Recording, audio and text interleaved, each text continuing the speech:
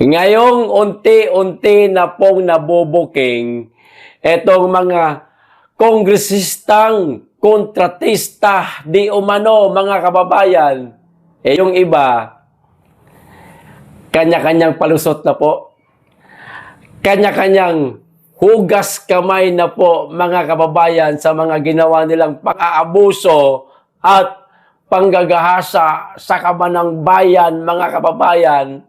Siguro, naiisip na po nila baga na parang ito na yata yung katapusan natin. Sisingilin na yata tayo ng taong bayan. Mukhang kinakailangan natin magbayad. So, teka, ha? Kanya-kanya muna tayo. O, kita nyo yung isang kongresista di umano. Tumakas na. Nasa Amerika na di umano, nagtatago na di umano, mga kababayan. Maaaring kilala nyo po kung sino yung kongresista ngayon na nagtatago na di umano sa Amerika, mga kababayan. Ngayon, etong si JJ Suarez, mga kababayan, na-ambush interview. Naitanong po sa kanya kung kilala niya po ba o kaya niya po bang pangalanan itong mga kongresistang naging kontratista, mga kababayan. Nung maitanong po sa kanya ng isang media, natameme biglang napaisip, teka, papangalanan ko ba? Parang ganun baga. Isa yata ako dun. Ang tagal niya po nasagot. Kumbaga, nabato siya sandali, natulala, ika nga, mga kababayan. At nung tinanong pa siya, na pwede nyo bang pangalanan? Sabi niya, sa tamang panahon daw. O eto na. Sa tamang panahon, unti-unti nang pinangalanan itong mga kongresistang kontratista, mga kababayan. Alam na po natin yan. Ano? O eto po yung ambush interview po kay JJ Suarez at itong di umanong proyekto niya di umano, mga kababayan, na riprap na nakuhanan po ng video at kumakalat na po ito ngayon sa social media na unti-unting gumuho, mga kababayan. At maliban po sa dalawang video na ito, mga kababayan, pagdugtungin ko na lang po, para hindi po tayo masyadong humaba.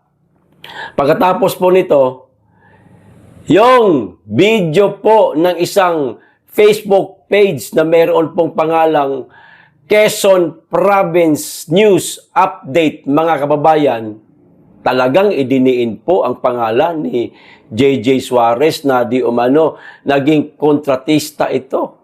Nagpatayo siya ng isang ospital, mga kababayan, na hindi po yata ito ngayon napapaginabangan o di ko alam kung napaginabangan na ba. Pero marami pong palpak at marami po di umanong nalabag itong si JJ Suarez. O simulan po muna natin itong video ngayon na kumakalat din po sa social media. Unahin ko po itong ambush interview sa kanya. Magkasunod po ito yung riprap na bumagsak na kuhanan po ng video. O eto na po. Tsaka na po yung isang video pagkatapos po nito. Eto na ho. Nakakakilala ba kayo? Kongresistang kontratista? I think I do have a list of my own. List mo ng names of kontratistang mga kongresista. Ay, di sa tamang panahon. Thank you.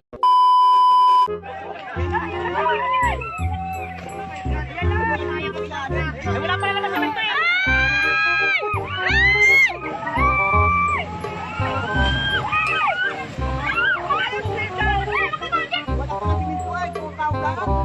Bakit wala sa kwento? Gusto ko na ano. Oo. Ikaw ba mo lang din?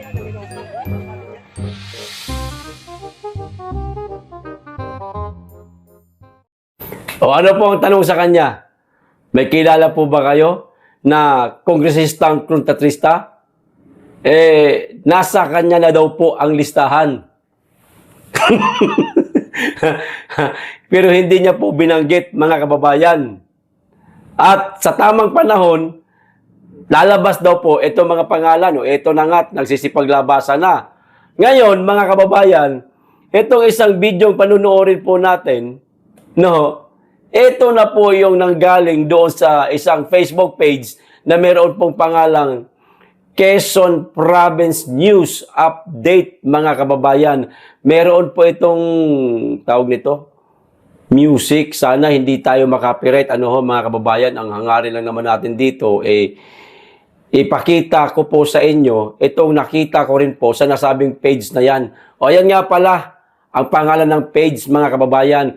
Sa mga gusto pang makita ang kanilang mga balita, pwede nyo po silang i-follow, Pwede nyo rin pong panoorin yung ibang video na nasa kanila, mga kababayan, kung saan idinidiin nga nila itong si JJ Suarez sa mga di umano'y palpak na mga proyekto nito, mga kababayan. Kumbaga, nagsayang lamang po ng malaking halaga na pinaghirapan po ito ng ating mga kababayan mula sa kanilang pagtatrabaho, paghahanap buhay, kinolektahan po sila ng buwis. 'Di ba?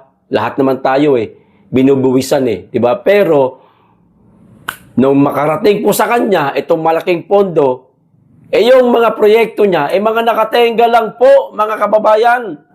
O eto na po yung video, panoorin na po natin. Palpak na proyektong ospital ni JJ Suarez sa Lucena. Labenda na, pera ng taong bayan na sayang. Imbis na ayusin ng mga Suarez ang sitwasyon ng QMC noong panahon ng kanilang panunungkulan, kung saan nangyaylimahid sa dumi, maraming kulang na pasilidad. Kapos na kapos ang bed capacity, kulang na kulang sa mga doktor, nurses at espesyalista. At ginawa pang tambakan ng basura ang basement area, itinuon ni Quezon Province 2nd District Congressman JJ Suarez ang oras sa palpak at nasayang na pera ng taong bayan sa proyektong Lucena City General Hospital sa Mayaw Parada sa Lucena. Bukod sa malayong lokasyon para sa mga Lucenahin, lumabas na maraming paglabagang ginawa ni Suarez sa pagpapatayo ng ospital. Walang konsultasyon, walang ordinansa, walang permit, at tahasan ding nilabag ang batas na pumuprotekta sa lupang pang-agrikultura. At higit sa lahat, walang sinulong na batas o Republic Act na nagsasabing magtayo ng proyektong ospital. Taong 2021, isinagawa ang groundbreaking ceremony ng Lucena City General Hospital sa Barangay Mayaw Parada, Lucena City, kasama si Senador Bongo na naglaan umano ng pondo para sa proyekto. Walang provincial ordinance, walang isinulong na batas o Republic Act para magtayo ng ospital. Sa madaling salita, walang anumang legal na basihan ng proyekto, hindi malinaw kung sino mapapatakbo ng ospital. Nagsimula ng konstruksyon ng DPWH ng walang permit to construct at Certificate of Need. Walang koordinasyon sa DOH, walang Hospital Development Plan. Ang lupang tinayuan ay lupang sakahan na may irigasyon. Tahasang nilabag ni JJ Suarez ang Republic Act 8435 o ang Agriculture and Fisheries Modernization Act o AFMA, kung saan bawal ang land conversion sa mga lupaing agricultural land o fully irrigated. Dahil nabistong walang ordinansa o Republic Act para sa pagpapatayo ng ospital, napilitan si JJ Suarez na mag-file ng bill na aprobahan sa BICAM at lagdaan na lamang ng Pangulong Kulang at DOH ang itinakdang magpatakbo ng level 1 ng ospital, pero yung lupa ay sinabing nakadonate sa probinsya. Sa huli, wala pang illegal na basihan sapagkat hindi na isabatas ang pagkatayo ng ospital. Pangako ni JJ Suarez na magiging operational ito sa 2024. Sa 2024, yung pinangako ni Congressman JJ Suarez na bagong ospital ay mararamdaman ng bawat mamamayan dito po sa lungsod na Lucena. Ngunit 2025 na, tenga at palpakang proyektong inaasahan sana makatutulong sa Quezon. Kapalpakan ni Suarez at kapalpakan ng DOH at DPWH ang pagsulpot ng proyektong hindi naman dumaan sa tamang proseso. Bukod sa maraming violation at itinayo ng walang legal at teknikal na batayan, sumulpot lamang ang proyekto dahil sa magsipsip ni JJ Suarez kay Sen Bongo. Hindi pa ako sa taong bayan kung bakit nagpatayo ng ospital, kundi dahil ito ay lupa ng Unisan Farms na pag-aari ng pamilyang Suarez. Donated vow pero sa katotohanan, pinatayuan ito ng ospital upang tumaas ang value dahil sa industrial highway na sa lupa ng mga Suarez pinadaan. Kaparehong pagpapataas din ng value ng kanilang lupa sa proyektong Industrial Road papunta naman sa lupa ng mga Suarez sa Dalahican. Kamakailan, nagprotesta ang mga magsasakang tenant ang lupang sakahan ng mga Suarez dahil sa kawalan ng konsultasyon at kompensasyon mula sa Unisan Farms na naging sanhi ng pagkawala ng kanilang kabuhayan. Basta tatak Suarez, laging sablay. Bakit naisipan ng mga Suarez na magpagawa ng Lucena City General Hospital na yung sila nang may hawak ng QMC noon? Bakit hindi sa QMC nilagay ang pondo para sana sa rehabilitasyon at mga kailangang pasilidad at kagamitan ng QMC? Imbes ayusin ang serbisyo ng QMC, nagpatayo ng ospital, pinagkakitaan ng construction. Tapos yung proyekto, nakatiwangwang ngayon. Sayang lupa. Sayang ang pera ng taong bayan. Ang pagpapatayo ng ospital ay hindi display lamang. Dapat na pakikinabangan ito ng nakararami. Ang sisilagi ni JJ Suarez, sinasapit sa pangalan ng Alona Party List ang mga proyekto o House Bill kahit walang kinalaman ito. Gawin po ospital, ipinangalanda ka na kasama ang Alona sa pagbuo. Pero hindi ko author ang misis niyang si Ana Villarraz Suarez. Forever lang. Sumipsip kay Bongo noon para ipatayo ang ospital at ngayon humihirit palagi kay Martin Romualdez para matuloy ang pagpapagawa. Tunay na walang loyalty at hindi mapagkakatiwalaan. Nasaan na ang panindigan mo? JJ Suarez. Kita nyo na, mga kababayan, basta tatak Suarez, sablay daw ang mga proyekto. Hindi ako magsabi niyan, mga kababayan, ha. Dito sa video pinanood po natin. Kayo na lamang po ang humusga, mga kababayan. No? Gumawa ng isang proyekto, ayon dito sa video, ha, pero pinagkakitaan lamang di umano. Ang proyektong ito ni JJ Suarez, hindi ako may sabi niyan, kundi itong video na pinanood po natin, mga kababayan, nililinaw ko lang. Kasi baka kasi sa iba sa inyo diyan, hindi pa ho ito napanood. Kaya pinanood ko na lang po sa inyo. Kinuha ko po at inedit ko yung mga background music para hindi po tayo ma-copyright. Pero yung narrator, ayun pa ho yun. Wala po tayong binabago doon. No? At kahit na panoorin nyo nga o hanapin nyo pa ang mga katulad nitong video na ito sa nasabing page kanina na pinakita ko sa inyo, parehas lang po ang boses. Wala po tayong nabago dyan, mga kababayan. Tinanggal ko lang yung background na music kasi yan po ang nakakapagbigay po ng copyright. Yan na sila, mga kababayan. Isa yata itong si JJ Suarez sa mga kongresistang kontratista na nagkamal o tumiba-tiba sa kanilang mga proyekto, mga kababayan. Oo, iba-iba yung kanyang mga proyekto. Merong flood control. Yung kanina, yung isang video na pinakita ko po sa inyo na unti-unti bumabagsak. Sa lugar din nila yun sa lugar din daw nila yun. At di umano, sangkot di umano doon si JJ Suarez. Gano'n po kaya katotoo yun? Lugar kasi nila, maaari ho, mga kababayan.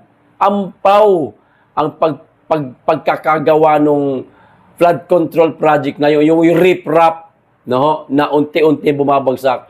Hindi pa naman ganoon kataas ang tubig na dumadaloy doon sa sapa, pero nung nakatikim lang ng hanggang tuhod na tubig, bumagsak na. Kasi walang tamang pundasyon, mga kababayan. Wala nga tayong nakita doon halos na mga bakal Di ba? Ito ba'y matinong trabaho, mga kababayan? O ito'y panloloko? O kinawartahan lang itong mga proyektong ito? O kayo na lamang pong humusga, mga kababayan?